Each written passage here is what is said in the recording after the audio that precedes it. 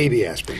Well, Do you recommend people taking that? Not everybody should take a baby aspirin, but what's the indication? Anybody with heart disease should be on a baby aspirin, and I say baby. The correct word is 81 milligrams. We don't like to say baby anymore. It's an 81 milligram aspirin versus 325, which was the adult dose. And all you need is one aspirin. And what the aspirin does is it's a medication that works to inhibit platelet aggregation. Platelets clump. That's the part of the blood that initiates a clot.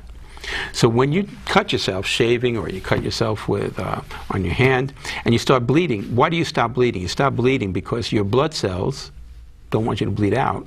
They have inside the blood, there's elements of the blood called platelets, and they clump together to cause a plug, which then lets the blood clot, cause a fibrin mesh, and it clots off and seals it off.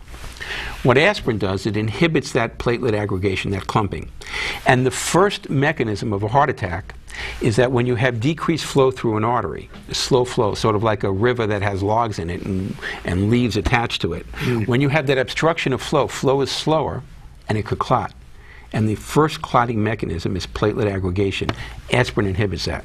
So if you're taking aspirin or something stronger like Effient or Plavix, it inhibits the platelets from clotting and prevents a heart attack. Now, that sounds great. I just take an aspirin, I'm fine? No.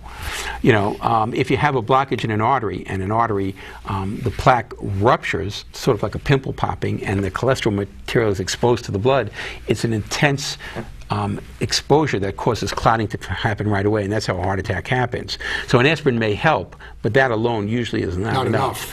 So as a preventative measure, aspirin's a good thing to take if you have diabetes, if you have high blood pressure, if you have known coronary disease, high cholesterol, but if you're a healthy young guy like you, and you have no symptoms attributable to your heart, then aspirin itself is not something I would just say take for every person.